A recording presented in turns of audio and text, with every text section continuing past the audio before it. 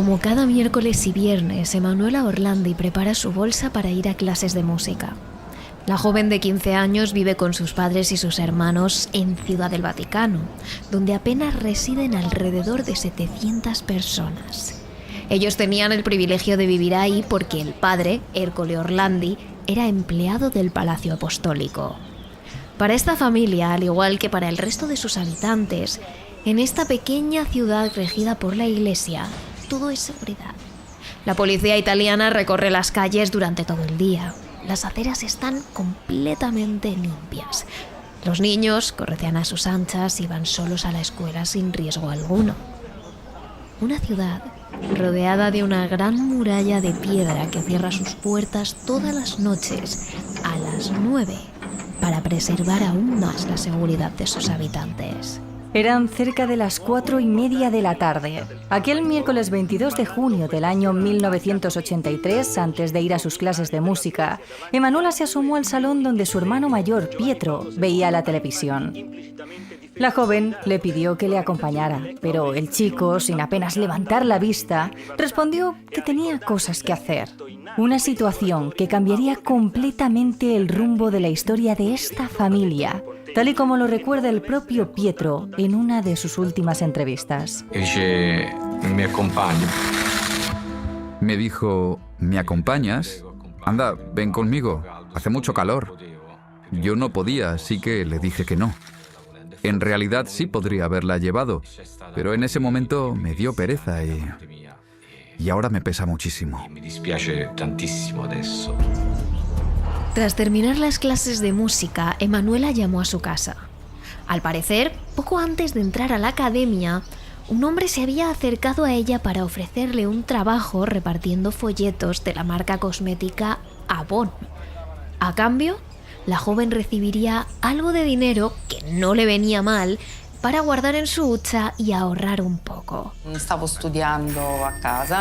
Yo estaba estudiando en casa y Emanuela llamó entre las 5 y las 7 de la tarde para decirme que un hombre se le había acercado a la salida de la academia diciendo que era un representante de Avon y que tenía un trabajillo para ella.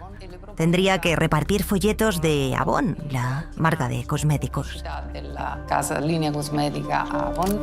Su hermana Federica, a la que acabamos de escuchar, y que ese día cogió el teléfono, le recomendó a Emanuela evitar hablar con aquel hombre y volver directa a la parada del autobús donde las dos se encontrarían para volver juntas a casa. Pero ni Federica, ni seguramente ni siquiera la propia Emanuela, eran conscientes de que esa sería la última vez que hablarían. La joven de 15 años jamás volvió a la parada de autobús, ni tampoco a su casa junto a sus hermanos y a sus padres. Una desaparición sucedida dentro de la Ciudad del Vaticano, un lugar aparentemente seguro y que a día de hoy, más de 40 años después, todavía no sabe nada sobre la chica ni sobre su desaparición. Existen teorías que involucran a terroristas, mafias italianas e incluso al propio Vaticano, pero ninguna de ellas está confirmada. Lo que sí sabemos es que detrás de esta desaparición existen numerosos secretos que incluso a día de hoy continúan guardados bajo llave. En este capítulo os hablamos de la misteriosa desaparición de Emanuela Orlandi en Ciudad del Vaticano. Terrores nocturnos con Emma Entrena y Silvia Ortiz. Emanuela Orlandi siempre ha sido noticia, al menos desde hace décadas, cuando el 22 de junio de 1983 desapareció sin dejar rastro. A partir de ahí, casi de forma constante, aparecen noticias nuevas o datos o pistas sobre la joven. Lo último que se sabe sobre el caso es que en 2023 el Papa Francisco decidió abrir una investigación oficial para recopilar todos los informes sobre Emanuela Orlandi y así, según dijo el propio pontífice, que la verdad salga a la luz sin reservas. Sin embargo, no todos están tan convencidos de ello. Los hermanos de Emanuela, que todavía siguen liderando charlas y manifestaciones para saber la verdad sobre la desaparición de su hermana, cada vez tienen menos fe en el Vaticano. Incluso el propio Pietro, que no para de luchar para destapar el caso, ha llegado a decir que no tiene ninguna fe en la investigación del Vaticano. Pero, ¿por qué esta desaparición es tan importante? ¿Por qué la Iglesia está tan empeñada en destapar la verdad? ¿Quién era Emanuela Orlandi y qué pasó con ella? Empecemos por el principio.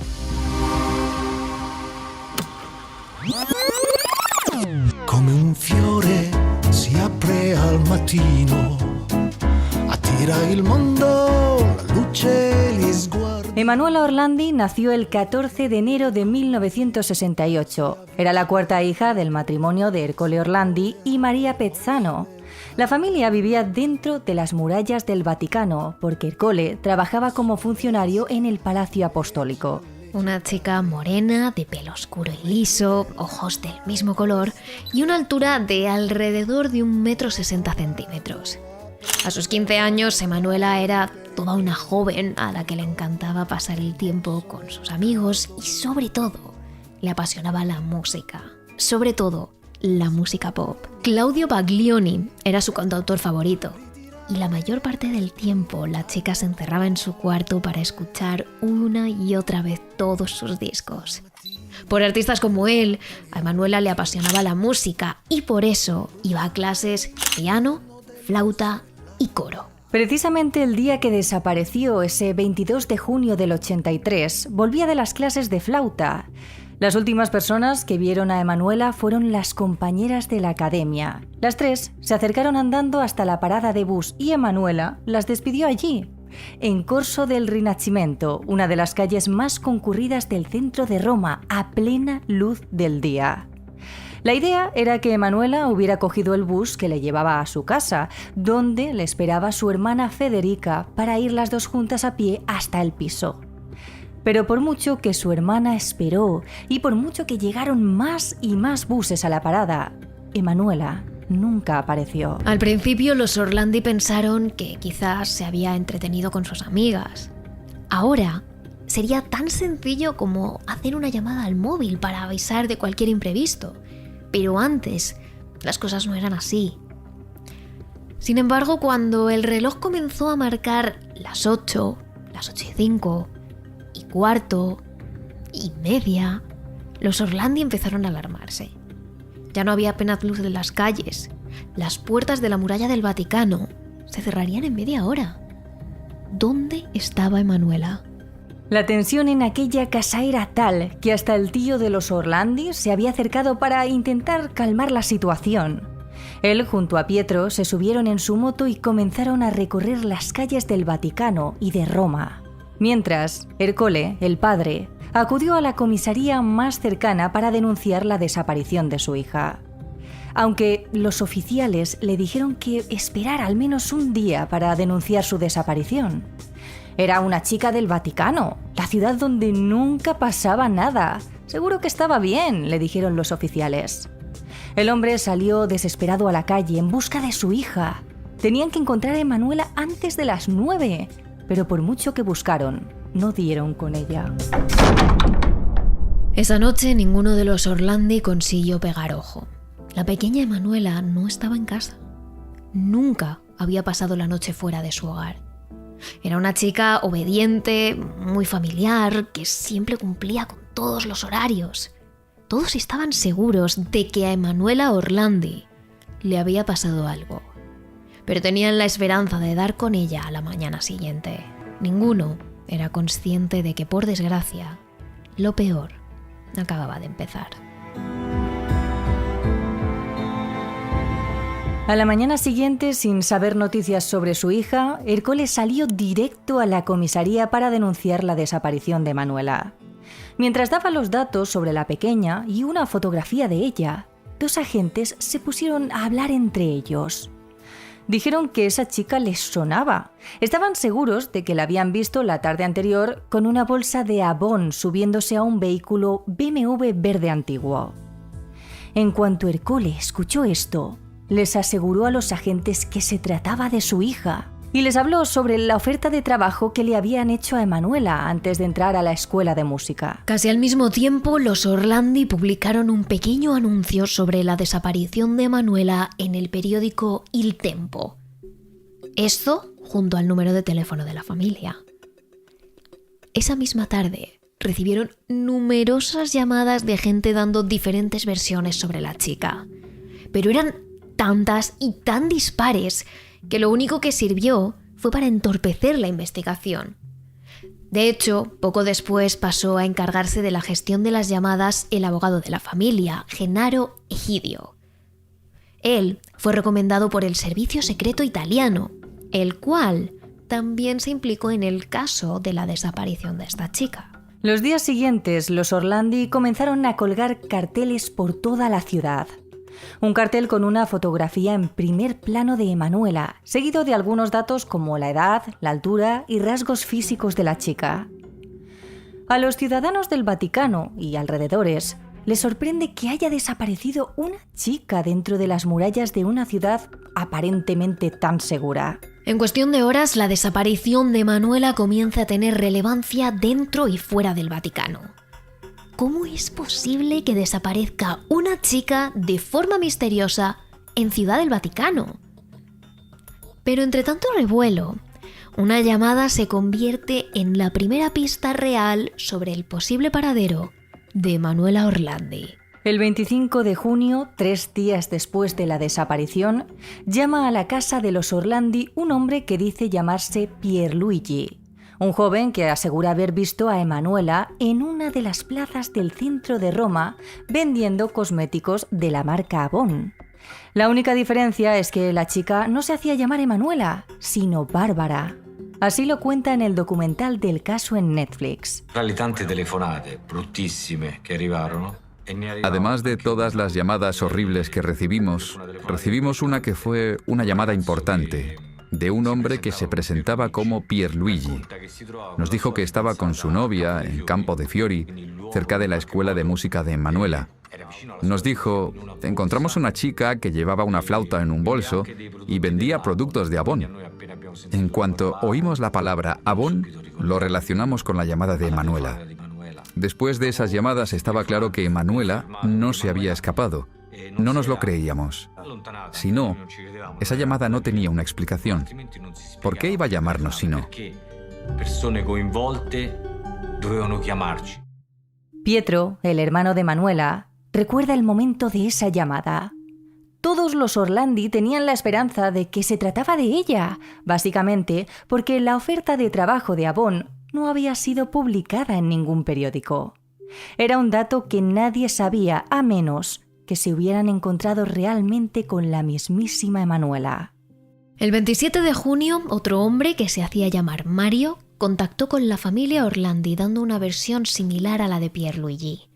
Dijo que se había encontrado a una chica muy parecida a la que salía en los carteles que adornaban las calles de toda la ciudad y que se hacía llamar Bárbara.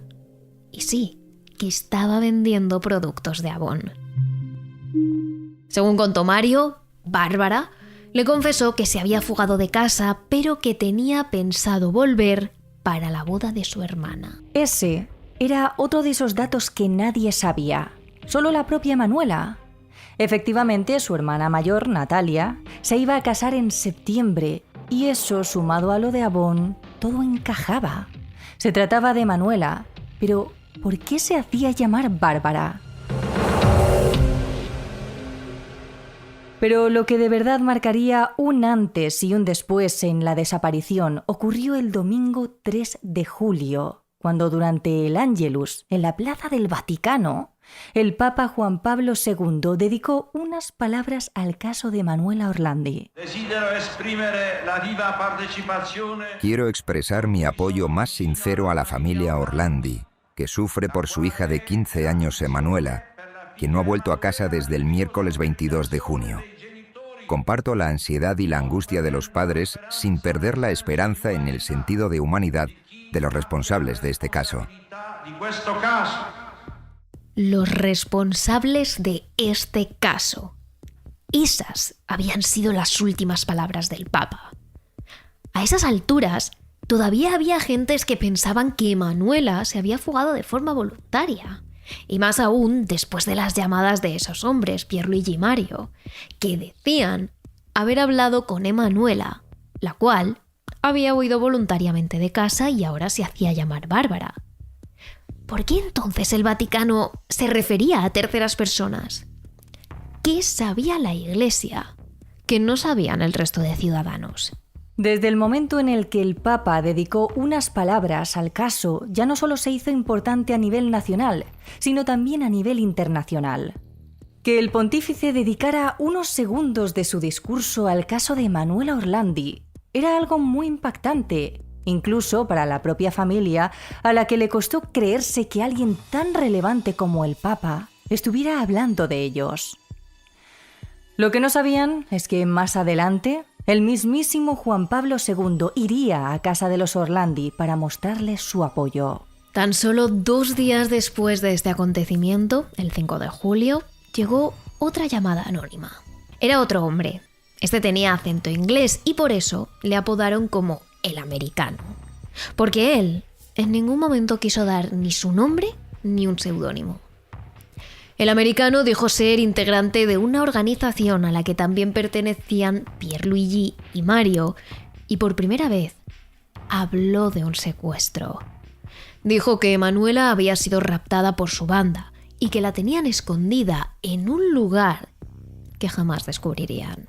Desesperados, los Orlandi suplicaron que les dijera lo que tenían que hacer para volver a tener en casa a Emanuela. El americano solo pidió una cosa: la liberación de Ali Agca.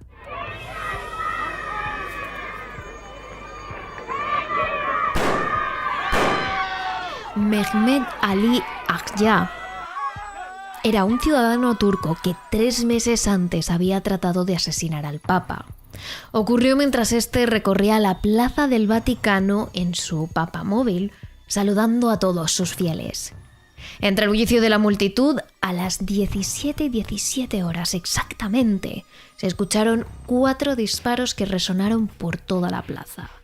El Papa cayó herido sobre el carro e inmediatamente fue trasladado de urgencia al hospital.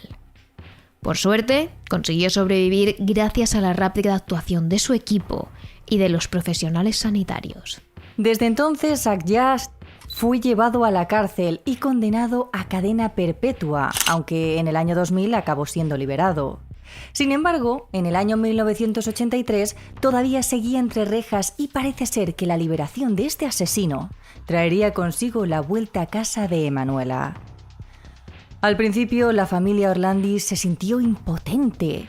Si por ellos fuera, harían lo que sea para salvar a Emanuela, pero ¿qué poder tenía una familia como ellos? Por mucho que lo intentaran, jamás conseguirían sacar a un preso de la cárcel.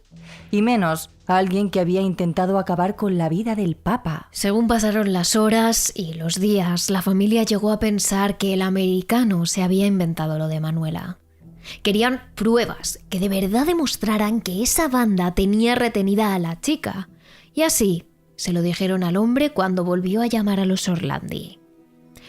Y así fue como, poco después, el americano comenzó a darles pruebas del secuestro. La primera de ellas era una fotocopia que venía dentro de un sobre. Era un mensaje importante. Era un mensaje importante porque contenía la fotocopia del carnet de la Escuela de Música de Emanuela, un recibo de una cuota de la escuela y, sobre todo, había un mensaje de Emanuela. Con mucho cariño, vuestra Emanuela. Con grande afecto, la vostra Emanuela. Pietro recuerda también cómo a través de llamadas de teléfono y cassettes, el americano les enseñó la voz de Emanuela. La primera vez que escucharon su voz, supieron inmediatamente que se trataba de ella. Pero lo raro de estas grabaciones es que eran frases de Emanuela que estaban fuera de contexto. Es decir, en algunas decía cosas como «me llamo Emanuela Orlandi», en otras decía «el año que viene estaré en 3º de secundaria». No había miedo en su voz, era como si hubieran sido grabadas en otro momento. Algunos de los investigadores dudaban sobre su veracidad, pero los Orlandi no tenían otra cosa a la que aferrarse. Por desgracia, en una de sus últimas llamadas, el americano puso fecha límite al rescate.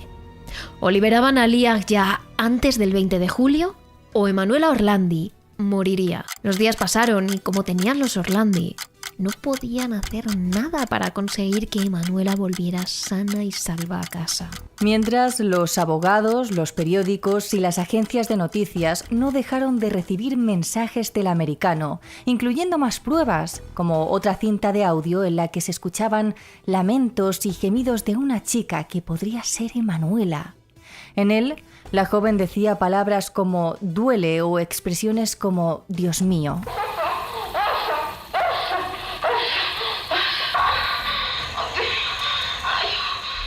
En cuanto los Orlandi escucharon esto, se quedaron completamente destrozados. Solo tenía 15 años. No podían torturar a una niña así, de una forma tan cruel. Sin embargo, algunos investigadores que analizaron esa cinta aseguraron que la voz estaba sacada de una película porno.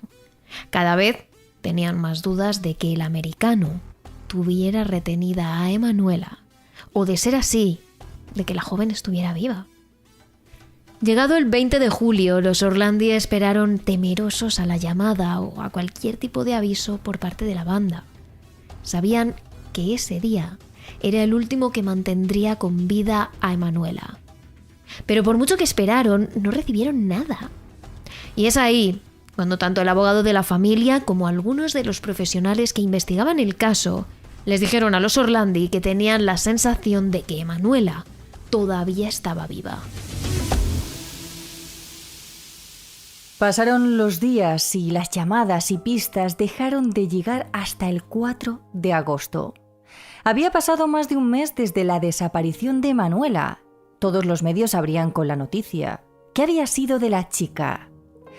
Ese día, otra llamada del americano llegó a casa de los Orlandi. Al parecer, decían tener retenida no solo a Emanuela, sino a Mirella Gregory, otra joven de 16 años que desapareció en Roma 45 días antes que Emanuela y cuyo caso os contamos con todo detalle en nuestro capítulo extra de Patreon, iVoox y Spotify de esta semana. Pero llegados a este punto, ¿quiénes eran realmente estos hombres que no paraban de llamar dando pistas y datos personales sobre Emanuela?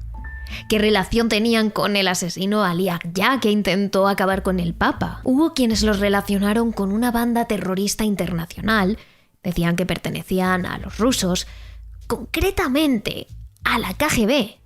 También se les relacionó con un grupo masónico italiano llamado Propaganda Due, e incluso con una organización radical turca llamada Los Lobos Grises. Pero lo cierto es que nunca se llegó a ninguna conclusión.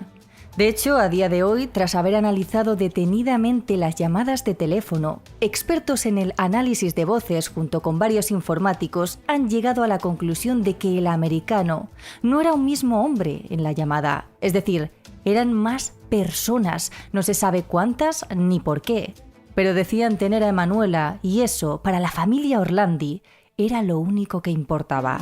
El tiempo pasaba y la familia no sabía nada más de Emanuela. Algunos días sentían que dentro de ellos todavía quedaba algo de esperanza, pero otros muchos se temían lo peor e incluso rogaban a lo que fuera para que al menos les fuera devuelto el cuerpo de Emanuela. El Vaticano, concretamente el Papa Juan Pablo II, no solo les mostró su apoyo personalmente, sino que les dijeron a los Orlandi que harían lo que fueran por encontrar y devolverles a Emanuela. Pero pasaron los años y nada.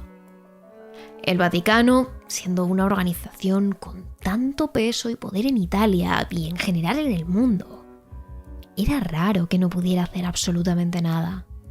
De hecho, comenzaron a surgir rumores sobre la Iglesia y que ésta sabía cosas sobre el secuestro de Emanuela que no quisieron desvelar. Quizás por intereses o quién sabe. A día de hoy, el propio Pietro recuerda con pena el año en el que murió su padre, 2004. Falleció sin haber encontrado jamás a su hija, pero lo que más le impactó a Pietro fue lo que dijo antes de morir. Así lo contó en un podcast italiano llamado Mustio Selvaccio. Yo llevo muchos años con muchas dudas sobre el comportamiento del Vaticano. ha sido algo gradual desde la reunión con Juan Pablo II. Una frase que mi padre dijo poco antes de morir fue: «He sido traicionado por aquellos que he servido».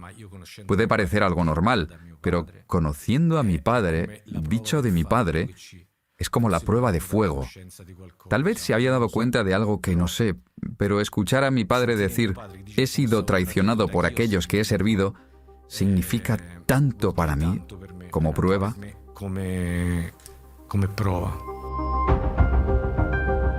El caso de Emanuela Orlandi se enfrió. Durante años, la desaparición del adolescente quedó como un misterio sin resolver, una carpeta olvidada en la caja de algún archivo policial.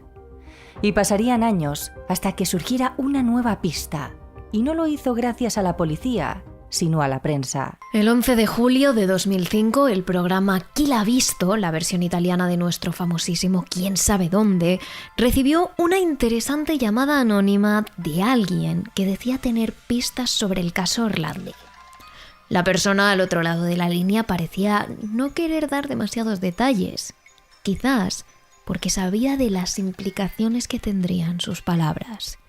Pero aseguró que para resolver el caso de la chica del Vaticano, los investigadores debían buscar a quién estaba enterrado en la Basílica de Sant'Apollinare de Roma, un templo que estaba a tan solo unos metros de donde desapareció Emanuela. Y lo que allí se descubrió fue aún más intrigante. En la cripta de la basílica estaba enterrado nada más y nada menos que el líder del grupo mafioso, la Banda della Magliana, Enrico De Pedis, alias Renatino. ¿Por qué el Vaticano habría permitido que un líder mafioso fuera enterrado en uno de sus templos? ¿Y qué tenía que ver Emanuela Orlandi en todo esto?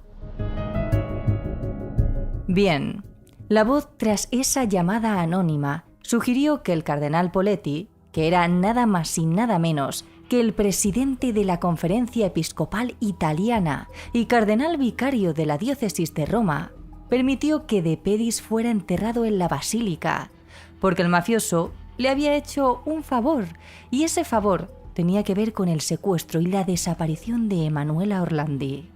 Y si os lo estáis preguntando, sí, todo esto está apoyado en pruebas policiales. Las pruebas de ADN confirmaron que la persona enterrada en la basílica era De Pedis y que el permiso lo concedió el cardenal Poletti. ¿Se os ocurre otro motivo por el que un eclesiástico permitiría que un conocidísimo mafioso fuera enterrado con tales honores? En la Italia de la época, desde luego que no. Y esto levantó muchísimo revuelo por aquel entonces. ¿Qué tenía que ver, supuestamente, el Vaticano con la desaparición de Orlandi? En 2006, cuando toda la sociedad italiana seguía conmocionada por esa pregunta, Chi l'ha visto alcanzó un hito. Consiguió entrevistar a Sabrina Minardi, amante del mafioso Renatino, para que les diera, en exclusiva, más información sobre el caso Orlandi. Sin pelos en la lengua, Minardi acusó a De Pedis de organizar el secuestro de Emanuela Orlandi, un acto criminal en el que ella misma participó, escondiendo durante varios días a Emanuela, que se encontraba con vida, aunque drogada, en su apartamento de Torvaianica, Roma, a petición de su amante. A Sabrina, dijo ella misma, se le quedó clavado el llanto de la adolescente esos días en los que estuvo cautiva en su apartamento.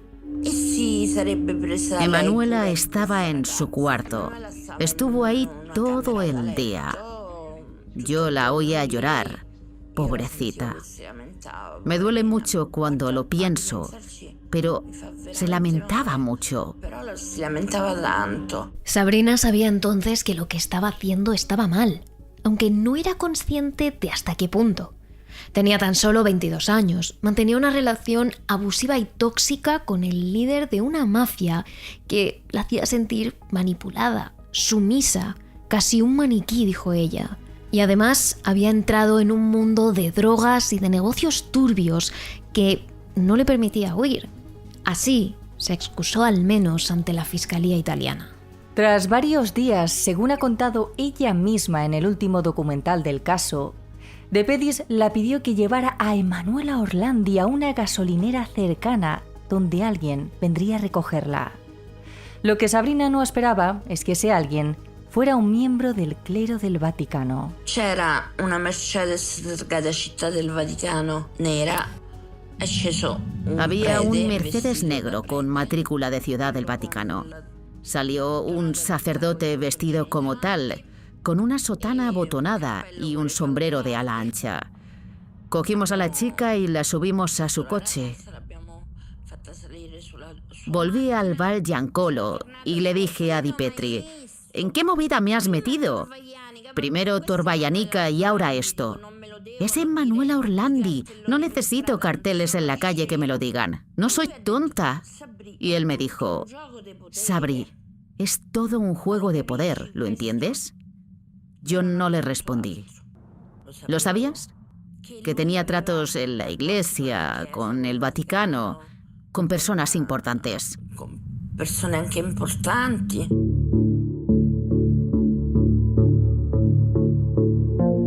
Minardi vinculó así directamente el secuestro y la desaparición de Emanuela con el Vaticano. Y en este momento surge la pregunta más importante de este caso. ¿Qué querría el Vaticano de Emanuela Orlandi? ¿Estaba verdaderamente implicado en la desaparición del joven? ¿Había algo turbio en todo esto? Sabrina Minardi se convirtió en una pieza fundamental del puzzle para resolver la desaparición de Emanuela Orlandi. Sin embargo, había ciertas cosas en ella que hicieron poner en duda su veracidad. Una de ellas, como comentamos en la primera parte del caso de Emanuela Orlandi, era su grave adicción a las drogas. Cuando Sabrina Minardi comenzó a salir con De Pedis, el líder de la mafia de la Magliana, ella apenas tenía 22 años y se dejó llevar. Empezó a consumir grandes cantidades de alcohol y drogas, sobre todo de esto último. Eso, sumado a que sus declaraciones han ido cambiando a lo largo de los años. Hay quien piensa que no recuerda ciertas etapas de su vida y que quizás podría estar equivocada. Y más, después de admitir que quien se llevó a Emanuela Orlandi era nada más y nada menos que un cura. Pero lejos de esconderse, una vez Sabrina habló ante los medios, quiso contarlo todo. De hecho, a día de hoy, ella sostiene que el secuestro de la chica fue una llamada de atención de la mafia al Vaticano. Pero, ¿por qué? En este punto, la historia se enrevesa un poco y, para evitar perder el hilo principal, vamos a intentar resumirlo lo máximo posible. Al parecer, parte del dinero de la banda de la Magliana fue a parar al Banco Ambrosiano, es decir, al banco del que el Vaticano era el principal accionista. De hecho, era conocido como el Banco de los Curas y fue creado a finales del siglo XIX con la idea de promover un banco católico entre la oferta de bancos laicos existentes en la época. En resumidas cuentas, grandes cantidades de dinero de la mafia fueron a parar al Banco del Vaticano, el cual lo utilizó sorprendentemente para fines políticos, concretamente para financiar el grupo Solidaridad, un grupo en Polonia que luchaba, entre otras muchas cosas, en contra del comunismo y de la URSS. Desde fuera puede parecer algo incoherente. ¿Por qué el Vaticano querría financiar un partido ubicado en Polonia que quiere desvincularse del bloque soviético? Recordemos que Juan Pablo II, el Papa de aquel entonces, nació en Polonia y no solo eso. El grupo Solidaridad era apoyado por gobiernos conservadores como el de Estados Unidos o el de Reino Unido, bando al que también se sumó la Iglesia Católica. De alguna manera, Sabrina Minardi vino a decir que quizá ese dinero de la mafia que la Iglesia utilizó para fines políticos jamás fue devuelto a la mafia y eso a la banda de los Magliana no le sentó nada bien. Por eso, como venganza, habrían llevado a cabo la única desaparición registrada en Ciudad del Vaticano, la de Emanuela Orlandi.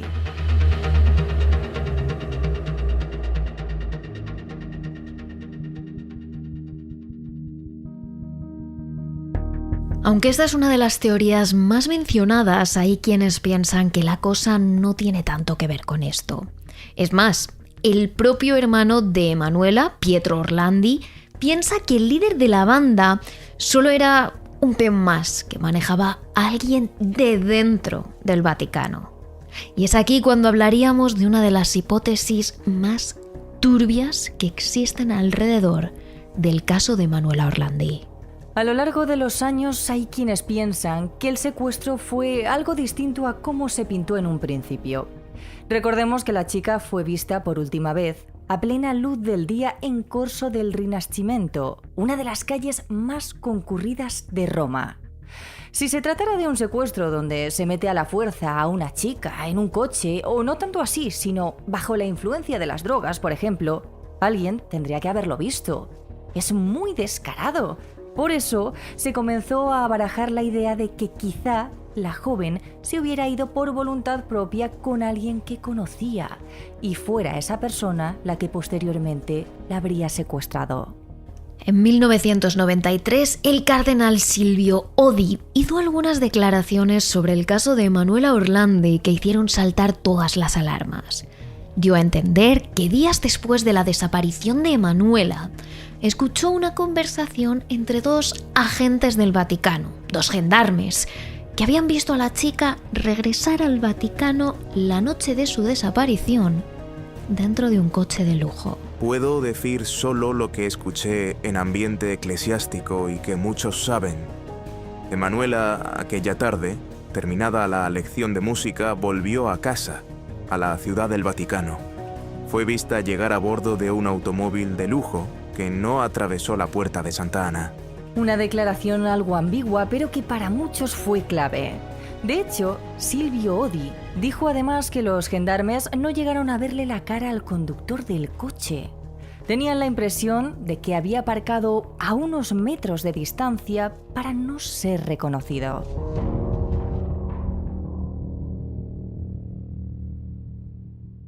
Y a estas declaraciones se les suma la investigación que en el año 2005 hizo un periodista italiano llamado Pino Nicotri. Estudió a fondo el caso de Manuela basándose en documentos oficiales e incluso supo a través de una fuente del Vaticano que Manuela Orlandi habría muerto accidentalmente la misma noche de su desaparición, durante una agradable reunión con figuras de alto rango del Vaticano en un apartamento cerca de allí. Según esta hipótesis, Emanuela habría estado involucrada en todo esto desde hacía algún tiempo, antes de su desaparición. Pero la noche del 22 de junio de 1983 murió en circunstancias desconocidas. Pero lo peor de todo es que no mucho tiempo después hubo otra persona que corroboró parte de esta historia, y esa fue nada más y nada menos que la mejor amiga de Manuela Orlandi, Rafaela, la cual afirmó en el documental de Netflix, La chica del Vaticano, que alguien cercano al Papa acosaba a Emanuela. La última vez que vi a Emanuela fue un día que me llamó, la semana antes de que pasara todo. Me dijo: escucha, tenemos que vernos, tengo que contarte un secreto. Una cosa secreta. Quedamos fuera del Vaticano justo debajo de su casa. Al principio pensé, tiene novio, pero enseguida me di cuenta de que no era lo que había imaginado, por su aspecto. Estaba rígida, asustada e incluso avergonzada. Emanuela me dijo que mientras paseaba por los jardines del Vaticano, alguien muy cercano al Papa la había estado molestando. Hasta el propio exorcista del Vaticano, Gabriele Amorth, en 2012, afirmó que lo de Manuela Orlandi podría tratarse de un caso de explotación sexual. Se organizaban fiestas en las cuales estaba involucrado como reclutador de muchachas, también un gendarme de la Santa Sede. Creo que Manuela fue víctima de esto. En medio de todo este revuelo de hipótesis y teorías sobre qué le podría haber pasado a Emanuela, un fotógrafo llamado Marco Accetti llamó la atención de los italianos alrededor de 2013, cuando aseguró públicamente que él mismo había secuestrado a Emanuela. Además, le dio una serie de indicaciones a la familia Orlandi para que encontraran la prueba que demostraba esto. Y esa prueba era nada más y nada menos que la flauta de Emanuela, aquella con la que salió de casa el día de su desaparición. Accetti dijo ser el americano, y animó a los investigadores a que comprobaran que se trataba de la misma voz. Pero lejos de salirse con la suya, se llegó a la conclusión de que el americano no era un hombre, sino varios, y además ninguno de ellos se encajaba con la voz de Accetti. En medio de este revuelo por si él era o no el secuestrador de Emanuela, la televisión italiana organizó un encuentro entre Pietro Orlandi, el hermano de Emanuela, y Accetti. En él no solo se ve la rabia contenida que tiene Pietro, sino que en un momento este le deja en evidencia al no saber cosas que supuestamente debería saber el americano. Pietro le hace preguntas clave en referencia a las conversaciones que tuvieron los días posteriores a la desaparición de su hermana. Emanuela se hizo daño durante el secuestro, ¿recuerdas? ¿Cómo se lo hizo y qué parte del cuerpo le dolía?, le preguntó Pietro durante el programa de televisión. Pero Accetti no era capaz de contestar y de dar la respuesta correcta. Llegados a este punto, a pesar de que Accetti les había hecho llegar hasta la flauta de Emanuela, todo el mundo empezó a dudar siquiera de que estuviera implicado en el secuestro. De hecho, posteriormente, algunos psicólogos y expertos llegaron a la conclusión de que Accetti era un narcisista y mentiroso patológico, y lo único que quería era llamar la atención. Él no había tenido nada que ver en el secuestro de Emanuela. Accetti era un estafador. Pero lo peor llegó ese mismo año, cuando ese 2013 el Papa Francisco salió elegido. En un primer momento la imagen que dio fue la de una persona que quería ante todo transparencia en la Iglesia. Incluso el propio Pietro llegó a pensar que quizás el Papa Francisco podría decirles algo más sobre su hermana Emanuela. Pero estaba muy equivocado. Una mañana, en la que el Papa fue a dar una misa en la parroquia de Santa Ana, Pietro y su madre decidieron acercarse para hablar personalmente con él. A la salida de la parroquia consiguieron decirle que eran la familia de Emanuela Orlandi, pero entonces sucedió algo que ninguno de los dos esperaba. Esperábamos que nos diera la oportunidad de hablar de Emanuela, pero nos cayó enseguida porque cuando mi madre se puso delante de él, solo dijo 5 palabras: Emanuela está en el cielo. Se me heló la sangre al oírle decir que estaba muerta. Recuerdo que dije: espero que esté viva. Y él me cogió la mano y me repitió: Emanuela está en el cielo.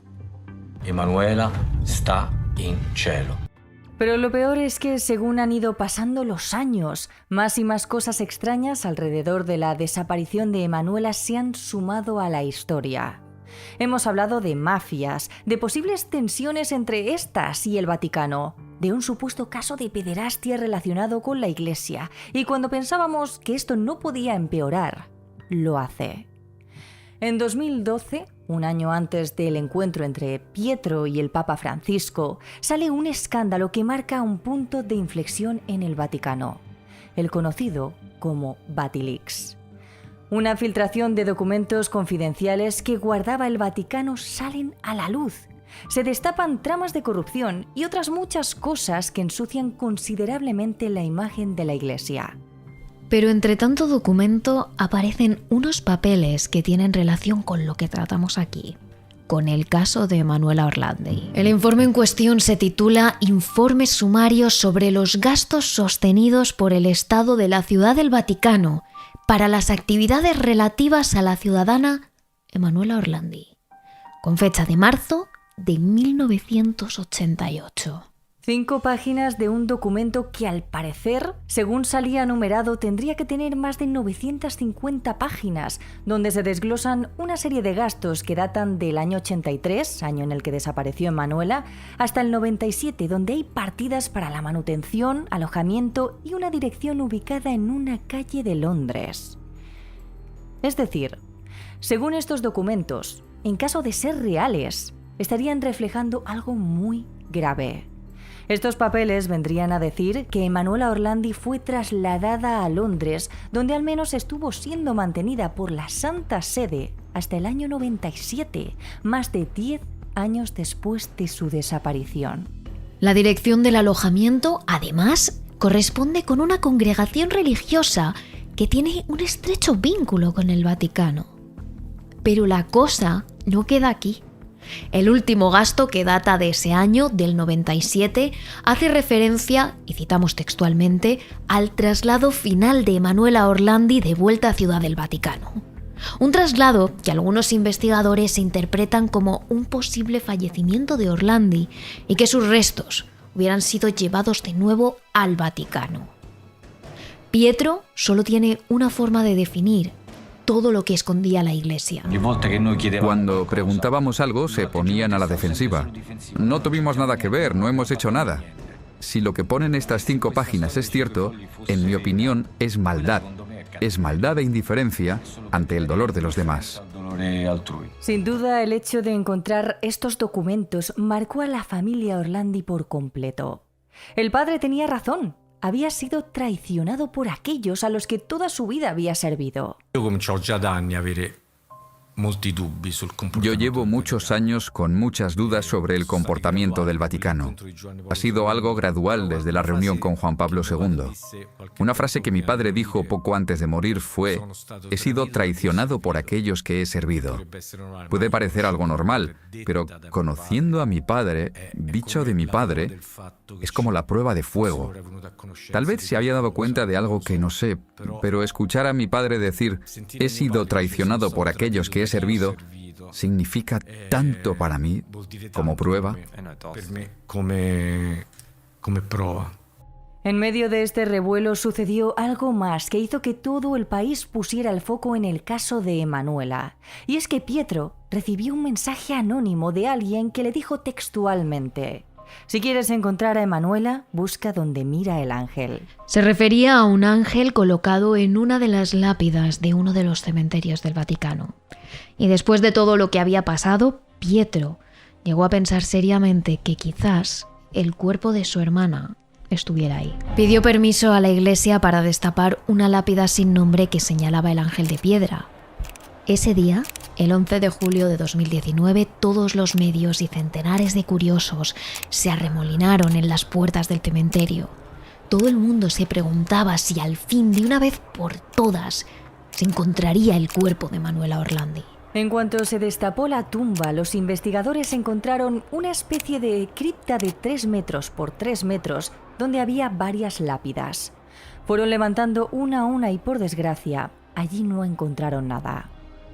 Una vez más, décadas después de su desaparición, la familia Orlandi y los ciudadanos se preguntaban ¿dónde estaba la chica desaparecida?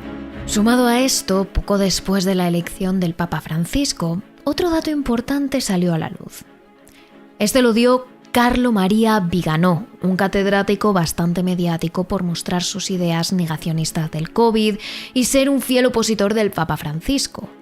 Al parecer, Carlo Maria Viganò contó públicamente que la noche del 22 de junio de 1983, la noche en la que desapareció Emanuela, pasó algo importante. Esa noche, el Papa Juan Pablo II estaba en Polonia, pero el Vaticano recibió una llamada a eso de las 12 de la noche, en la que al otro lado de la línea alguien reivindicó el secuestro de Emanuela Orlandi.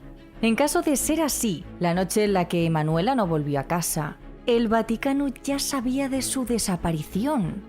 Pero sí que es cierto que, como la mayoría de hipótesis, esta también se ha puesto en duda por haber sido dicha por el catedrático Carlo Maria Viganò. A lo largo de los años y cada cierto tiempo salen nuevas teorías o sospechas sobre cosas relacionadas con el caso de Emanuela. La familia Orlandi aún así no ha dejado de buscarla y Pietro, su hermano mayor, tiene claro que seguirá luchando hasta el final de sus días. Lo que os hemos contado en el primer capítulo sobre el caso y en especial en esta segunda parte, donde hemos hablado más en profundidad sobre las teorías de su desaparición, son hipótesis. Ninguna está confirmada. Lo que sí es raro en todo esto es que al final, se trate de una teoría o de otra, el Vaticano parece estar siempre metido de por medio. Aún así, como os hemos dicho, a día de hoy no hay nada claro sobre la desaparición de Emanuela. Han pasado más de 40 años y ya hay quien duda incluso de si algún día se sabrá la verdad sobre todo esto. Y esto es todo por el capítulo de hoy, pero ya sabéis que el jueves tenéis un capítulo extra en Patreon, iVoox y Spotify, en el que os contamos uno de los casos más misteriosos de Italia, la desaparición de una familia al completo, sin dejar rastro. En este extra investigamos el caso de la familia Carretta. Y no os olvidéis de seguirnos a través de nuestras redes sociales, donde publicamos contenido cada día. Somos terroresnocturnos.trn en Instagram y Threads, y también en TikTok, terrores_TRN en Twitter y nuestro canal de Twitch, y Terrores Nocturnos en Facebook y nuestro canal de YouTube.